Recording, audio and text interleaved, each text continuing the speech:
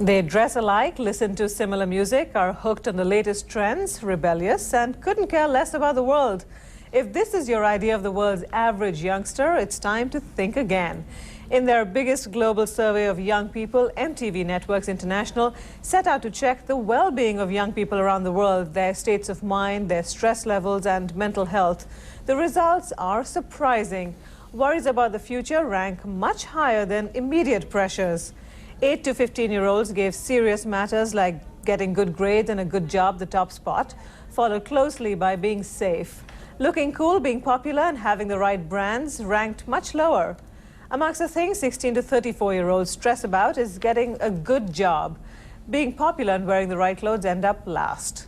Andy Davidson is MTV's youth and trend expert. He was heavily involved in conducting this study and is here now to tell us more about its findings.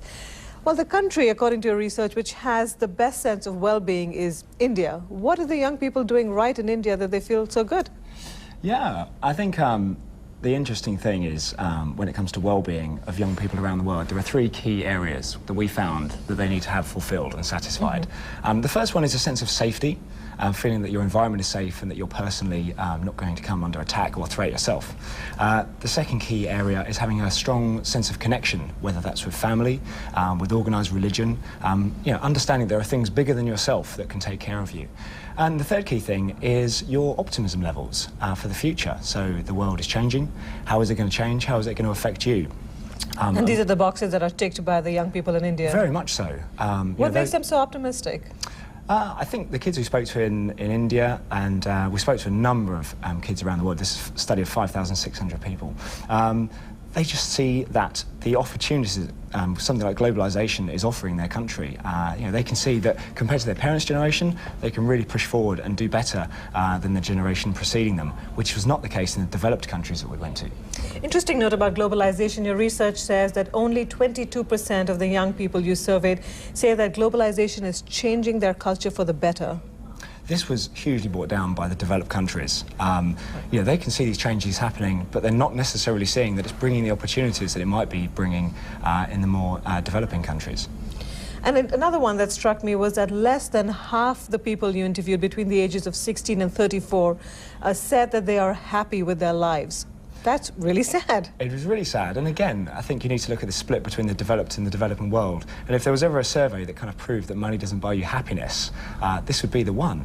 If you look at countries like Japan, it's one of the most developed countries that we visited, only 8% of 16 to 34-year-olds said that they were actually happy about the way things are right now. Where are they the happiest then? Argentine children are the happiest.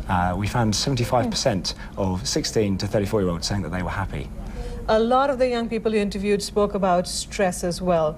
What do they stress about the most? I'd say the key stress is, and this is the interesting thing, I think people talk about youth stress as if it's a new thing, and I don't actually believe that it is. Kids have been stressed about things in the past. What they're stressed about now are grown-up adult issues, and that was the big surprise. Adult issues like finding a job, or what are some of their concerns? Exactly, finding a job and securing yourself a successful financial future. And if that's your key concern, a lot of these kids in these developing countries feel that they're going to be able to achieve that, whereas in the developed countries it seems to be more of a problem. And where are they turning to for help? It's more, your research said it's more friends, and friends are the new family. It's not so much family support that's big these days. Well, again, this is in the developed world. We found that they are making this connection with friends, and certainly it's one of the things driving them online to make these kind of connections with their support network. Whereas in a country like India, you have your religion, you have your family, and they're getting their support needs met there. Andy Davidson of MTV, thanks very much for coming in.